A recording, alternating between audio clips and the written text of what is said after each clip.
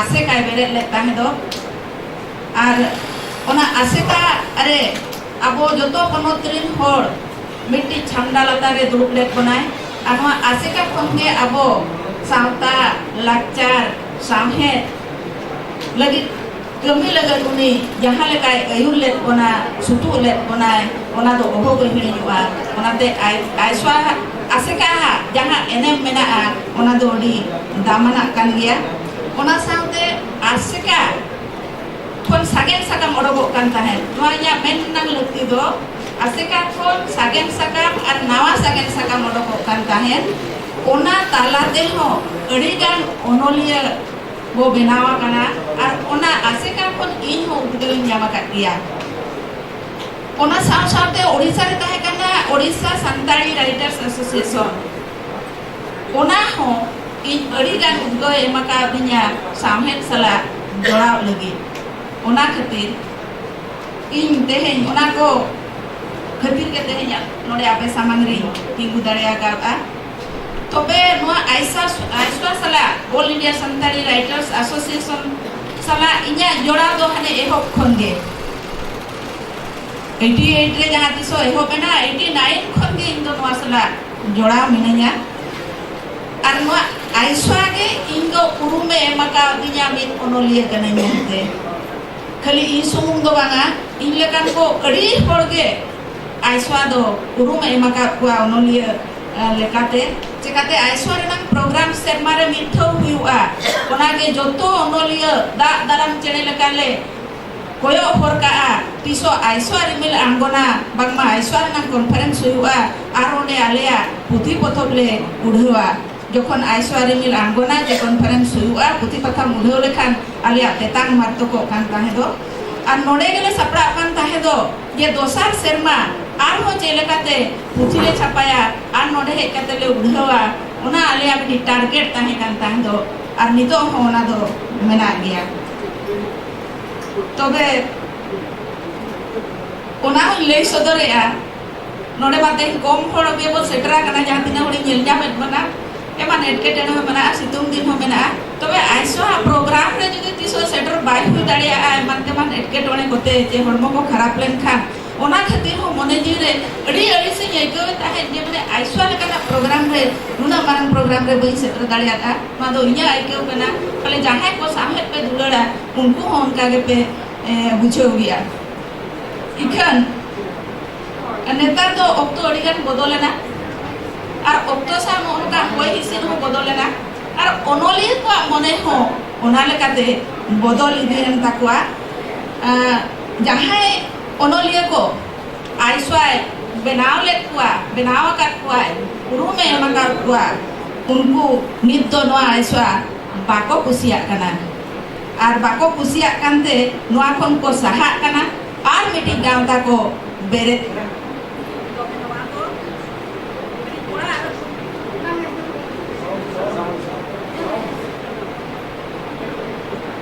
Halo.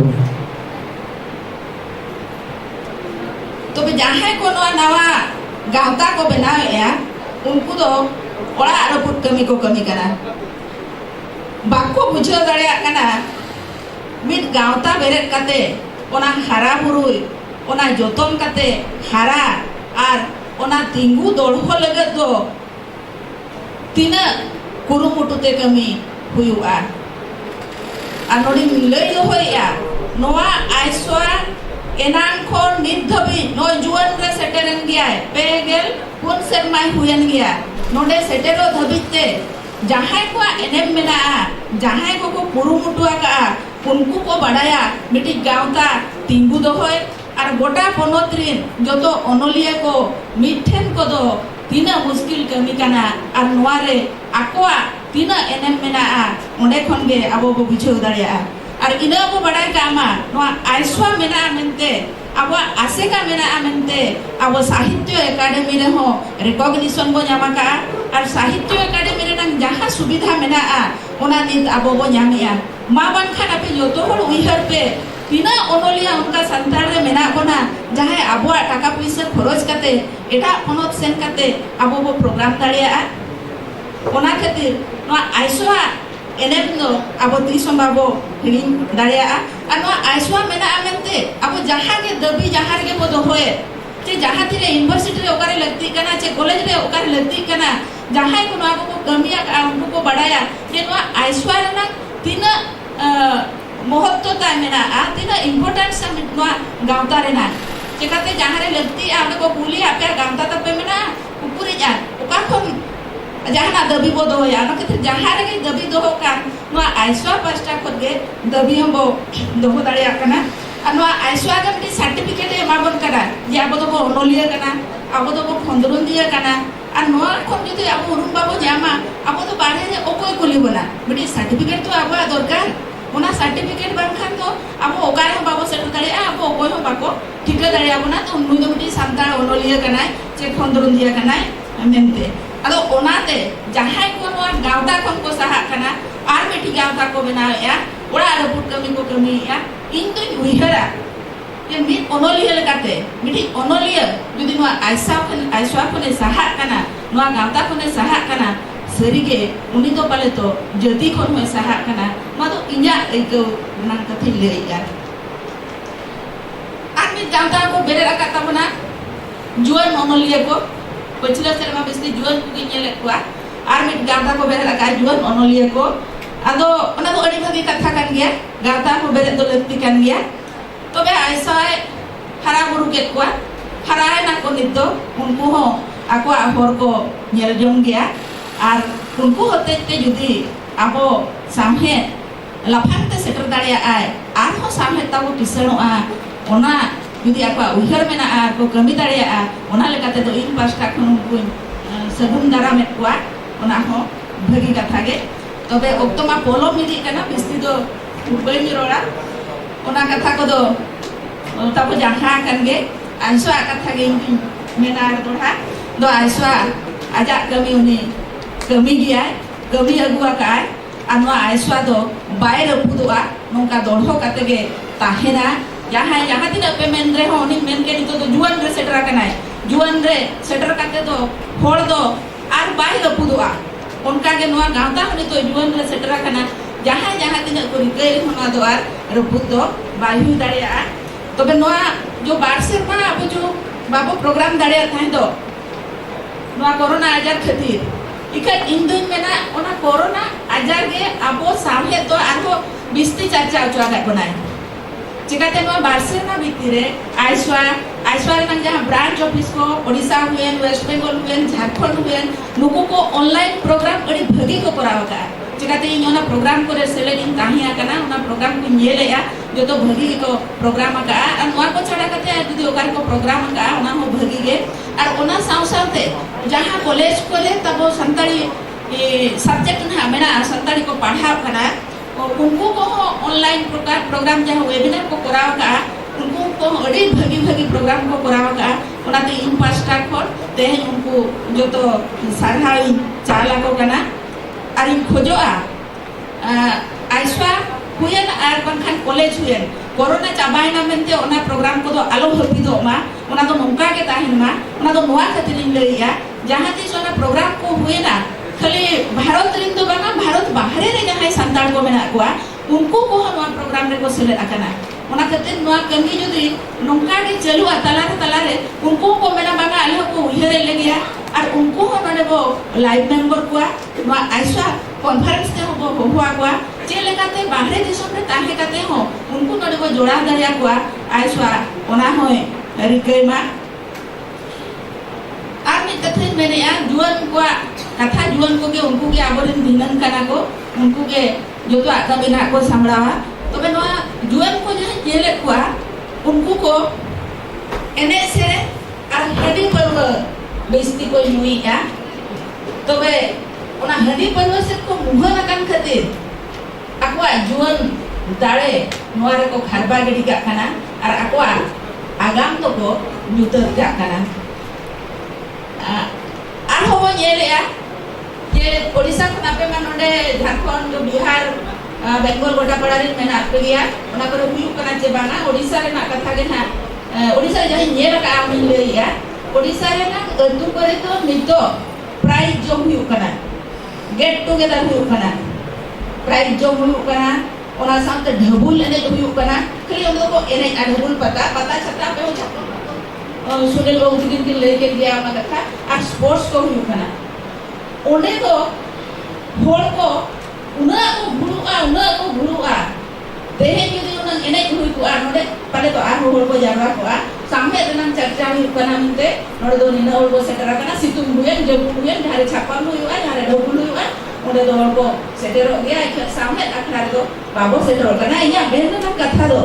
नोआ को जो हुयुग कना ओंडे येपेल छापा हुयुग कन गया रस्ते हुयुग कन गया तोबे नोंका को नेला कना नोआ जो प्राइज जो हुयुग कना ako जो पेड़ा से तम पेड़ा को जोता है कुआ नीत बड़ा नीत सरकार ना क्या अर्जाव का जामिन करा ओना तो ओंडे के उन्हीं तो चाबा का कना ताई उन्हीं तो आरो जहाँ ले करेंगे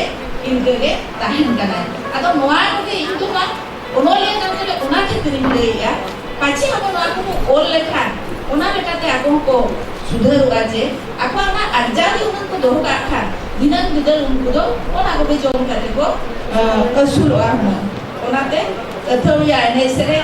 हनी परवर युदो बो बगिया वहां का बो बगी गुरदो अब आजती नोका के दिन लोगे लेकड़ो के ताहेना लेकड़ लानो के ताहेना थलिया कान लगा के वो बुझेवा का के ताहेना आर चिकते जाहे बुलु आवनी बाजे तो बाय बुझो दड़े आसे ना आगाम टाइम ना आज कथा उहिर दड़े आर उनी जति संत के चले काते उहिरा ओनाते नोआ को आबो चलका को टेका दरामा ओना बो उहिरा और जोतो खन बड़ी तो ये केवा होर धारे रे आबोरिन कुड़ी होपन को डिक्ची हनी सामान रे तुड़ुक को मा तो बड़ी बैठी के बुझवा पाले आपे हो बैठी के बुझवा आपे हो जदी इन होर कना पे आपे हो जो तो आगे तो ये लगिया और नोआ तो खाली ओडिसा सुन तो बना झारखंड हुए बेंगल हुए आसाम हुए जहां रे के संतार में ना जो तो गोटा पड़ा के उनके तो वो नियरा ने हड़ी वो अखरिया ए तो कथा हड़ी वा अखरी ना बन कना अरे जुदी को अखरिया अब जो व्यापार है एक तो हड़ी अखरी के धरम को के जोया जुदी को व्यापार है तोबे तो इन तो नोई में या जे कुड़ी ओपन के ता को अखरिया ओरा ओपन के ता को अखरिया कुड़ी के ता होर धारे रो बोदुल का को धबुल पता हुए यात्रा पता हुए हाट बाजार धारे हुए गोटा के कुड़ी ओपन के को धुप को आर ओना को कुतु मागाले बना होड़ एटा में तो जेले बना होड़ आर ओना को जहां एटा दिको बसी को योयो को हिजो रेडियो जे अब सुन को जो ते दिवसी सुन को जो ते ओना मा बाना जोतो को जोइया इकन दिको बसी को न्यूया ओना साथे आबोरे आयो को मोय को दई को उनको एटा में को नेल को नोआ तो इन तो गटी हो गई सारा दड़िया कना आर ओना खातिर ओना दो बो बगी मा कुड़ी ऊपर तो हिलो आलो को अखरी मा तो बे बिस्ती दो आर बइन में ना मुझे रे ने में ना जहां कथा को नेल लई किया ओनलिया नोडे वो सेटरा कांती लई या जोतो के नोडे ओनलिया वो सेटरा कना आर नोडे बन जारवा कना ओनाते जोतो होठे इया ने होर ताहन कना पोतो मा वो ओले किया तो बे स्कूल कॉलेज रे पढ़ा लगे पोतो तो बाबू ओले आ सरकार ठे मा बार-बार वो अरदास किया स्कूल कॉलेज रे पढ़ा लगे कम से कम ओना लैंग्वेज पेपर टा जहां एमाल लगाते को पढ़ाया ओना लगे अब बुही तो बनाव के हुया बना सरकार ठे बार-बार वो अरदासा जे पर्यंत जहां 30 धबी अबो आते बाबो ओल पढ़ावा कना उन धबिते अबो तो बाबो रगाबा जहां 3 धबी अबोरिन जुवन को आईएएस ऑफिसर बाको बनाव कना बिस्ती उन धबिते अबो तो नोंका के बताहिना चिकाते दिसम तो को शासना आईएएस ऑफिसर को गे अबोरिन गिद्रे जुदी आईएएस ऑफिसर को बनावा उनको हो मिद दिन दिसम को चलावा ओना उहर हो आबोठेन ताहिन दरकार मा तबे अडिगान कथे रोड केया परसी का वो उतनाव लेनखान जति उतनावा ओनाते गुरु गमके कथा के आ दोही लईया सेणा एम मेनेट खान परसी मानang सेणा ता परसी साम मेनेट खान ओल मानang सेणा ता तबे अडिगान कथे लई किया बापे कुसिया खान ओना दो आपे पे बिचरा तबे जाहिन लईया का पाले जोथा तरे नांगी लईया का ओक्तो जनी जागी लईया का आर नोडे पे होवा दिnya ऐश्वर्य निकनगी नुना मरा मन पे मा दिnya ओना खातिर ऐश्वर्य हो साधाई चलाय कना आपे जोतो को पहजम किदिnya आपे को हो साधाई चलापे कना आर मा तबो नोआ हेलमेट नाइते नापायते बारे तबो हुयुमा ina ge marang guru pen nehor kate inya thuti do nodengi ejek kia sarang.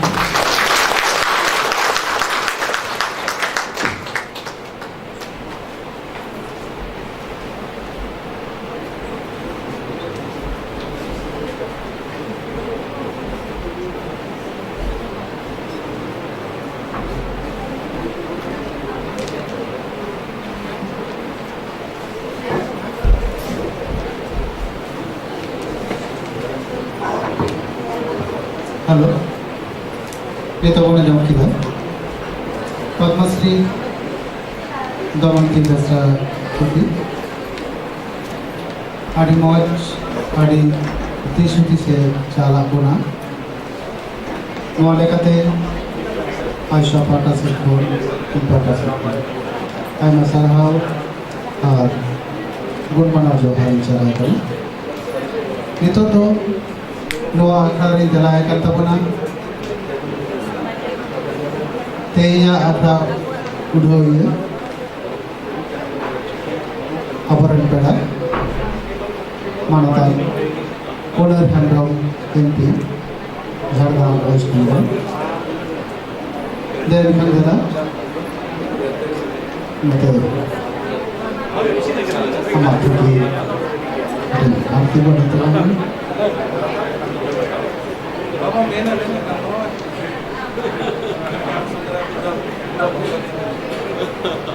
जोहार तेहेnya नोआ सागुन मिलरे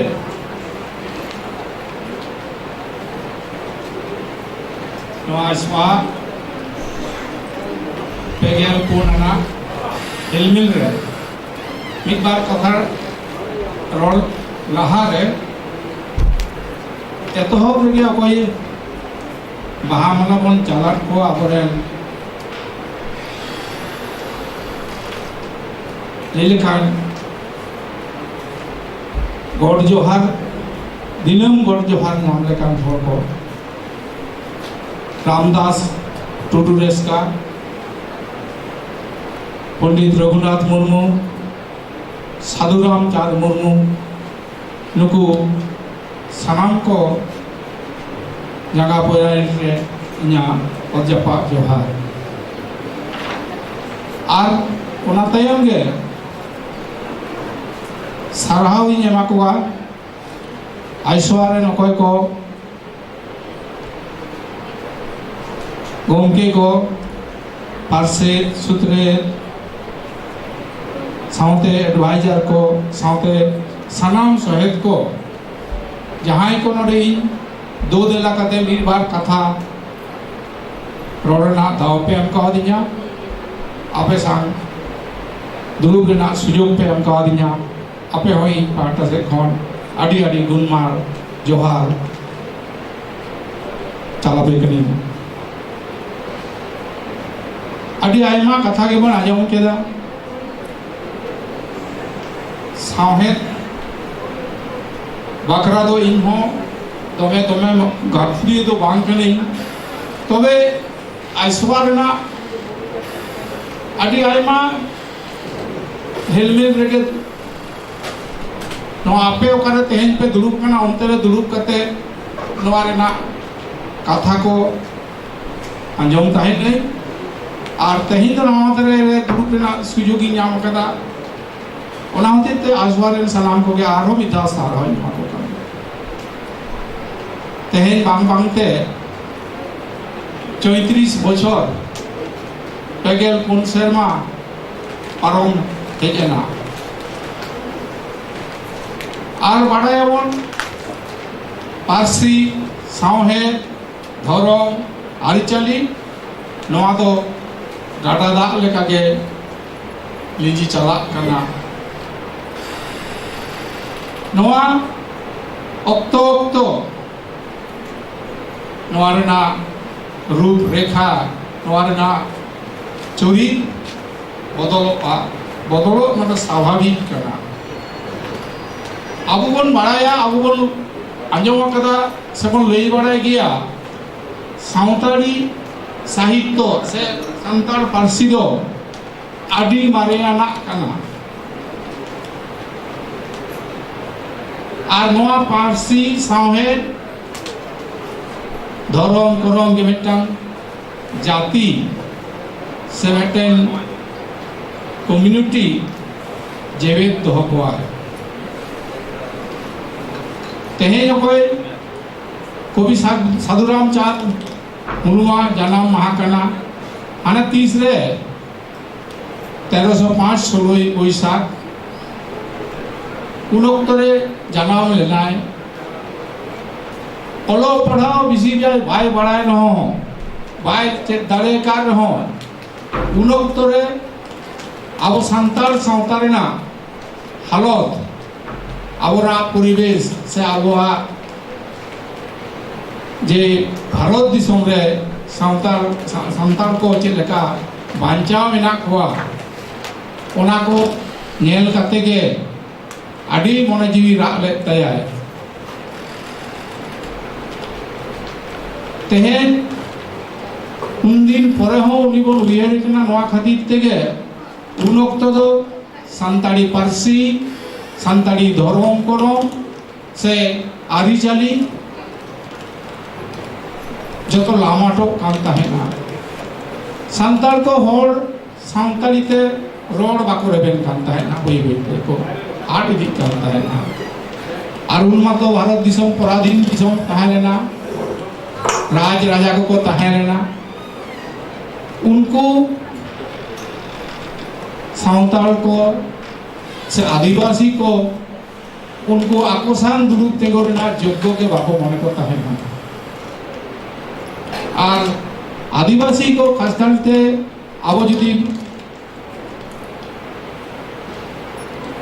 पश्चिम बांगला बिहार उड़ीसा बन नेला उन अक्त रे कोई सान्ताल को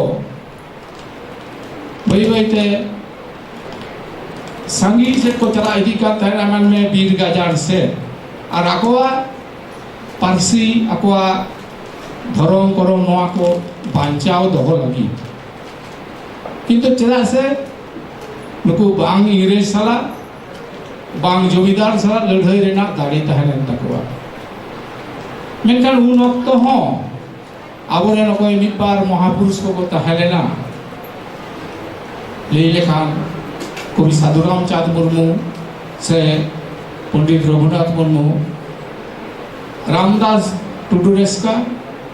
आकोआ मने जीवी आड़ाई कते दिल दाड़ी एम कते आको को कुरुमुटो लेदा सान्ताल सावता जाति सत्ता धर्म करम लाई लाक्चार नवा चेक लेकाते आबो बांचाव तहेना ओनाते बोन नेल कदा अनोढ़े सेरें गायन एमान को तीते को ऑल दो कदा आइडेंटिटी क्राइसिस से उपरूम ओना अक्तो रे जेरकम तहेलेना नितो हो जानी अब तो आइडेंटिटी क्राइसिस खन दो बांगो नडुक कना आइडेंटिटी क्राइसिस नितो हो चला कन गया ओना होते ओना अक्तो रे जेरकम समाज सावता रे ना मेटांग आस तहलेना से समाज सावता रे मेटांग डिमांड तहलेना नितो हो ओना डिमांड तो मेना गया जतो के बोन बाड़ाया सबन आजम कदा लई दाबन सावहेद तो समाज रेना आरसी कना समाज रेना बोगे बाड़ी चितर आगाम दिन ना दिसुदिस नवा सावता के सावहेद के उदु अपनाए ओना खातिर ते ऑल बेल गायना हयो सेरेंज हयो कुदुम कहानी जहाँ के हयो नवा रेना एनेम से नवा रेना गुण नवा दो तीसो बांग मुचेदोआ नवा दो चला किया अब ओना रेना जे मुख्य भूमिका से समाज सावता रेना आरसी रे चितर को साफ रकाब लगी गुरु दायित्व दो मेनखान ओनोलिया को आके ᱟᱵᱚ ᱛᱮᱦᱮᱧ ᱡᱩᱫᱤ ᱥᱟᱱᱟᱢ ᱞᱮᱠᱟᱛᱮ ᱠᱤᱥᱟᱹᱬᱚᱜ ᱦᱩᱭᱩᱜ ᱛᱟᱵᱚᱱᱟ, বিশেষ করে শিক্ষা সেচের ক্ষেত্রে যদি কিশোর হয়ে তাবনা আবহাওয়া অল সাহে আবহাওয়া লাহা ইদি তাবনা লাহা ইদি হয়ে তাবনা যত কেমন বাড়াই আবহাওয়া পার্সি তো আডি কিশোরা আডি মারেয়া মেনখান আবো যেহেতু অল বেল তালাতে আবো বাবন এস্টাবলিশ দাঁড়ে কাওদা পাহিল খনা ওনা দো আডি হড়গে বাংকো প্রতি এটা বিশেষ করে এটা পার্সিডেন্ট জেদ কদো কিন্তু নিত যেরকম মানে বই বইতে খন্দরদ আকো হক খন্দরদ দা আবরেন হক খন্দরদ মিবার কো লাহা হিজুগ কানা নিত তো বুঝাও ইদি কানা যে সারিগে সান্তালি পার্সি দো আডি মারে না কিছুদিন লাহার গেল হয়েও তাই না বিশেষ করে নুকু কই হিন্দু কো অকয়া অল হয়ে কান তাকওয়া ইহব বেদ উপনিষদ নোয়া উন্নত को ले था বেদ উপনিষদ নোয়া কত 3 দিন লাহারে বেনাও কানা বাড়ায় 19 দিন করোড় বাড়ায় তাই না নোয়া দো মানে না খ্রিস্টাব্দ তিসে হেব কানা ওনার না 1500 বছর আর নিয়ে সময় যদি সাবা তেইন 2200 শতাব্দী কানা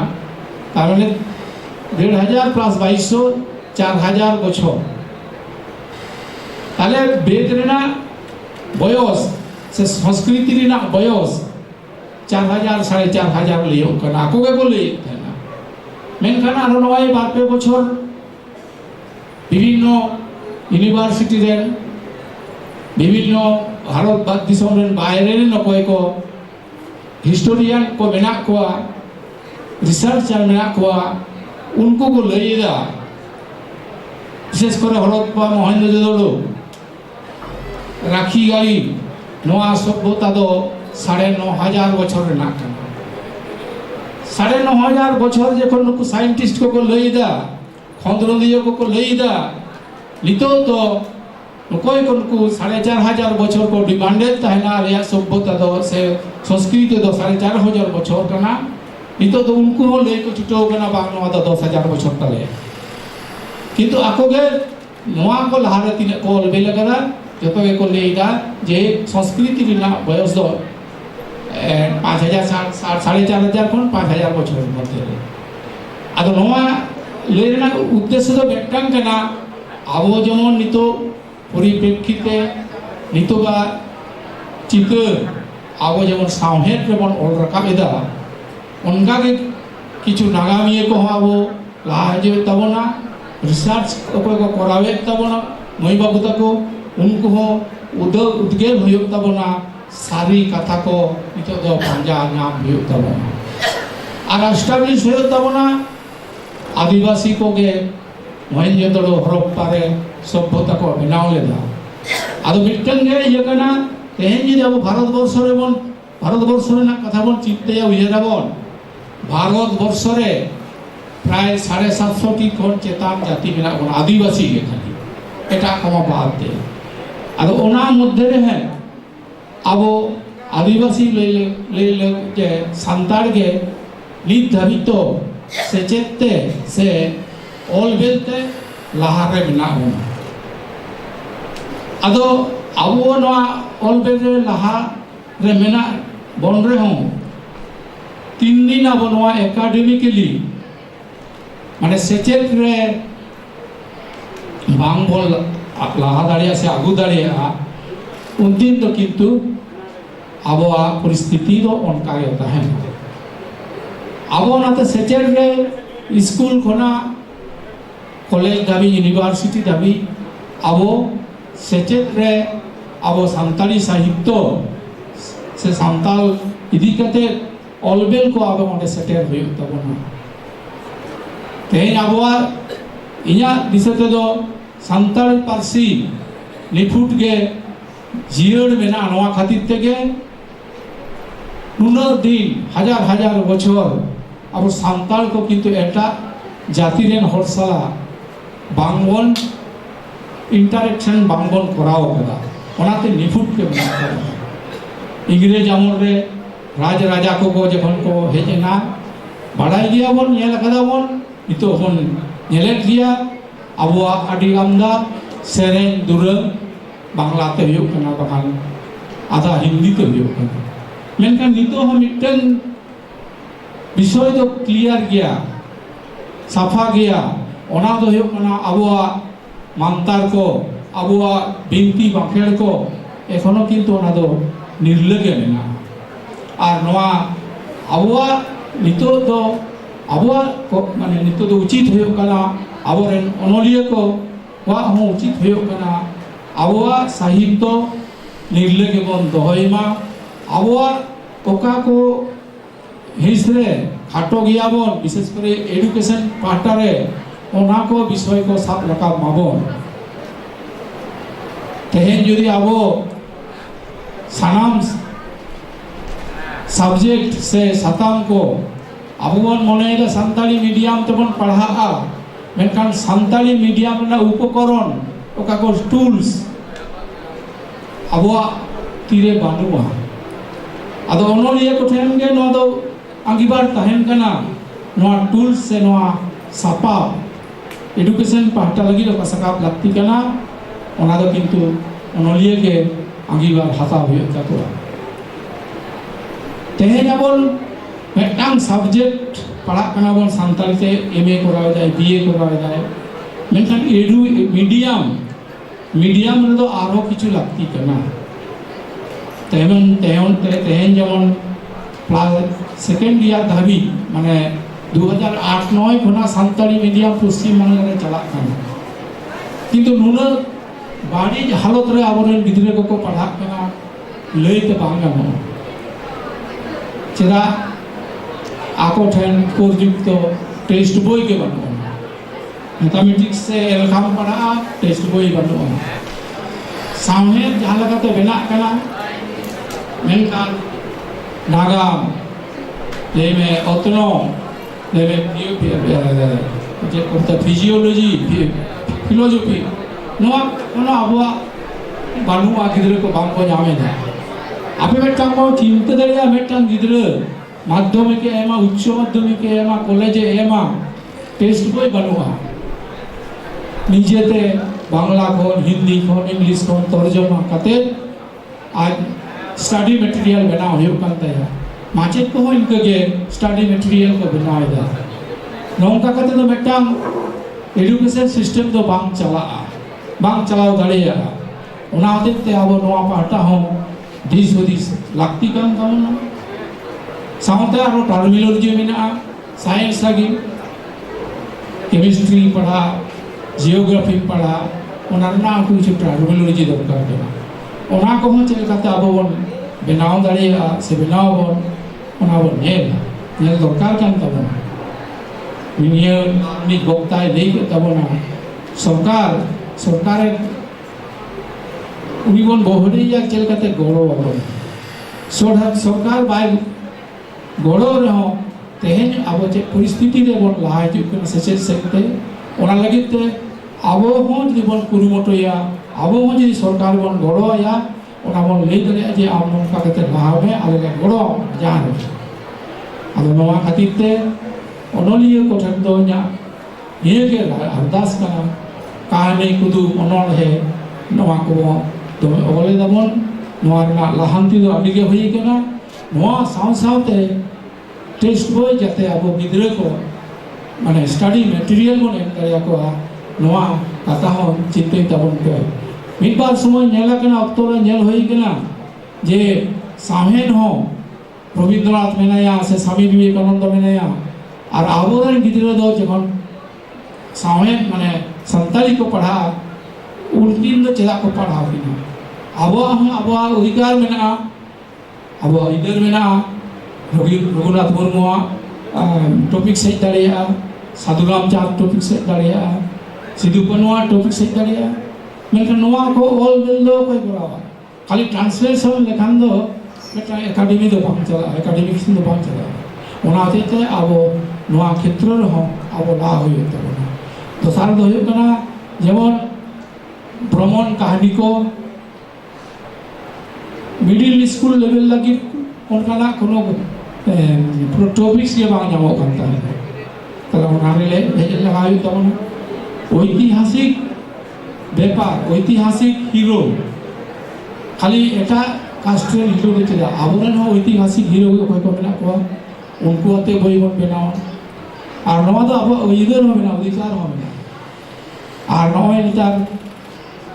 डिजिटल युग करना डिजिटली हो नाना हुनर प्रोग्राम ऑर्गेनाइज करना कॉलेज को ऑर्गेनाइज स्कूल को ऑर्गेनाइज सोशल ऑर्गेनाइजेशन को ऑर्गेनाइज नवारना होती तो मटेरियल दरकार आदो मटेरियल हो जाते इलेक्ट्रॉनिक्स मटेरियल बना मा उना से हो दिस दरकार करना उना को से हो आज तबना और 2020 का एजुकेशन पॉलिसी करना उनारे तो मदर टंग लेना के प्रेफरेंस मेना अब गिदरे को जाते कम से कम क्लास 8 धाबी मदर टंग माने सानताली तक पढ़ाओ दाड़ियामा ओना लगी जो राज्य कमिटी चला कुरुमुटु चला अब किंतु नवारे हेज तबना डिजिटल यूनिवर्सिटी कथा चला डिजिटल यूनिवर्सिटी अब यूनिवर्सिटी मा अब दाड़े बनवाना सरकार जुदी तीस यूनिवर्सिटी बाय बनावना सरकार जुदी बोर्ड बाय बनाव दाड़ेवना अब निजे तो बोर्ड बनावना यूनिवर्सिटी बनावना दाड़े तबना ओनाते अब ओका first hand opportunity digital university ना कथा हम चिंतन दाया मेनखान मोडे हो अब स्टडी मटेरियल लागती कना आदो जायहोक ओनलिया गावता कोना ओनलिया को थे इजा तो नियम टुकु के नेहर अरदास कना सावहे हाराबुरु साव सावते अब एजुकेशन से पाटा से हो चल कते पावड़ी बन गिरी दाड़िया नवा को कते बुझे दिसे तबन पे आरो मितार सलाम को इन पाटा से को लासाड़े गोड़ जवार कते इजा को कते बुझे कते तो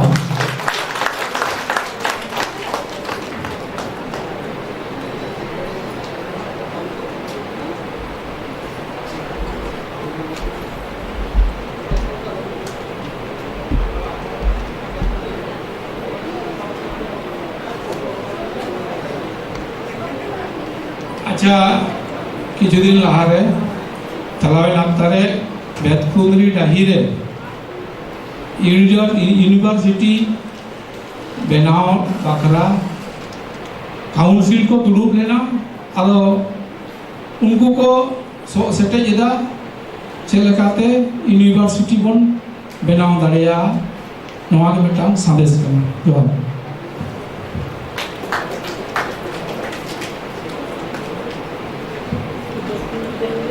itu punya kali MP saya mana tahu pulau orang lagi apa kota lari ada taman kathai problem yang mau mana punya nomboran waktu tanya apa kota lari yang kat teman lete arah je nawa nawa desh se chala puna nawa lete Aisha Pata se kon saya sarha arjo harcala jab waktu bilang golok kana itu vote of thanks lagi nehorai kena tala dulu jadara kali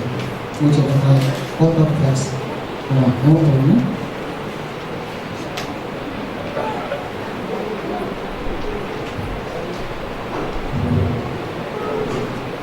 dia masa kau ni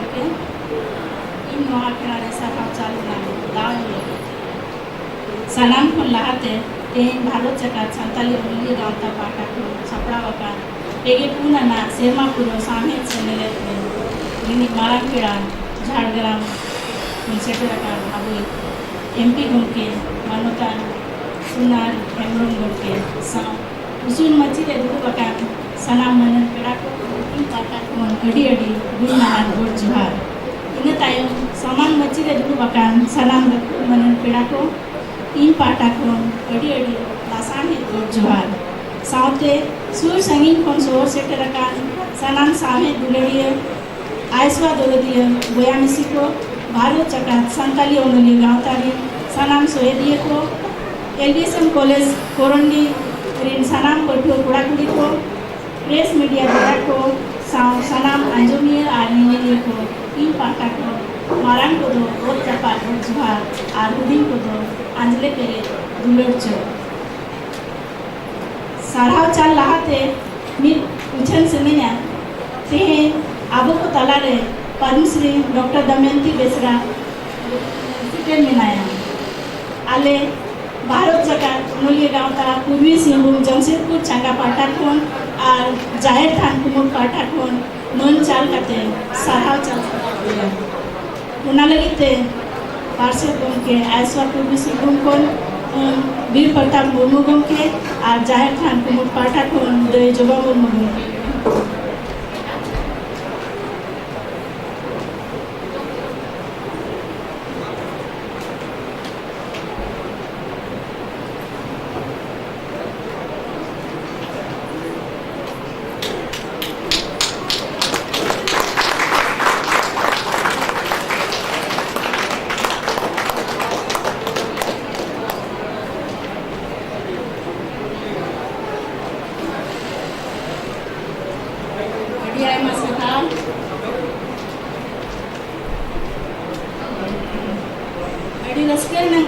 तेहें आबो तलारे Jhargram रिनिंग MP मनतान Kumar Hembram गमके settle मिनाया गमके अड़ी आयमा सारहाव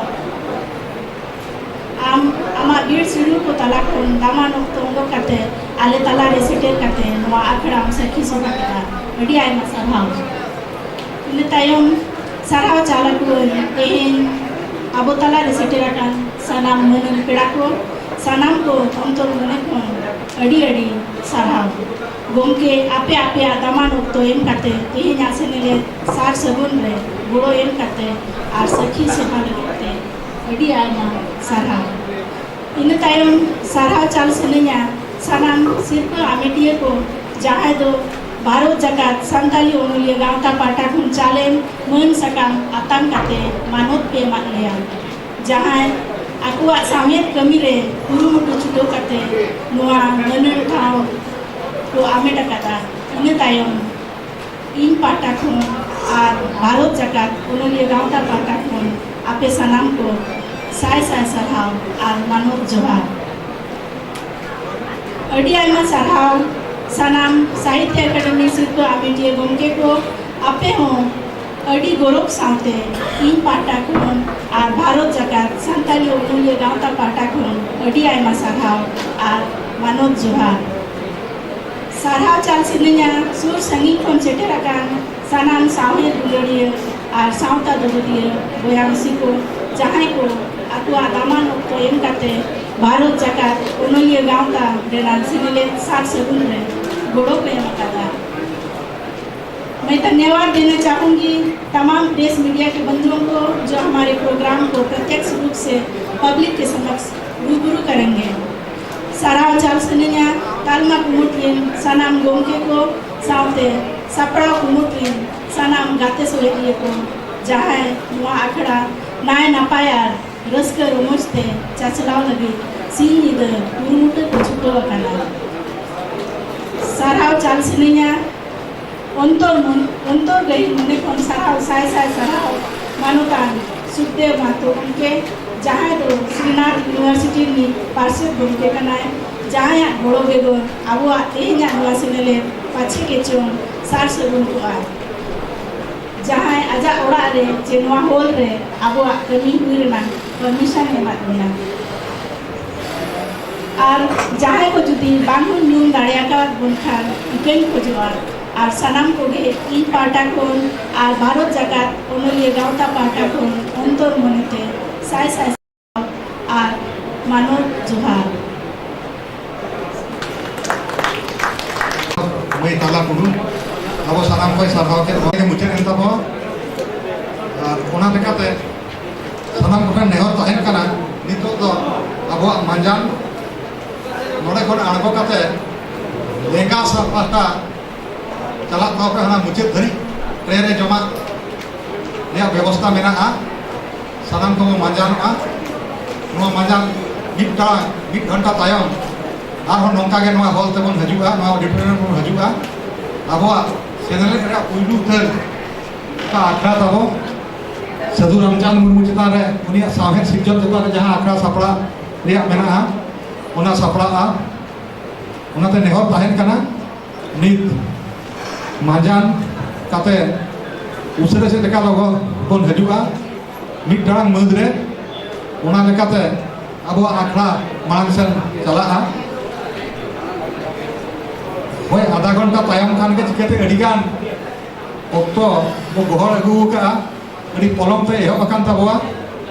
नौका मा गेल टड़ा खन उड़े का एथो परिया ताहे कना मेनखान तुडिंग कान एटकेटोने खातिर अडी पलम ते गेलवा टड़ांग तायम खन अब आखड़ा एथो लेना नीतना मुचेदो कान तबवा ओनाते नेहर थान कना मिट घंटा जहां मेन लेना ओना दो बांगा आधा घंटा ते जम कते नोडे बन हजुआ और ओना लेकाते अब पुइलु उतर का सेशन मेना का आखड़ा मेना ओना बन एथो उतर मा तबे सलाम को के जोहार ओना साउते दोड़ाते जहां के गलोचिए को चे पेड़ा को पे सेटेरा कना नोडे जुदी बांग ले उरुम दाड़ाया का पिया जे संगीत करे मेरा पे बांग को ठिके दाड़ाया का पिया आदो ओडे सेंट्रल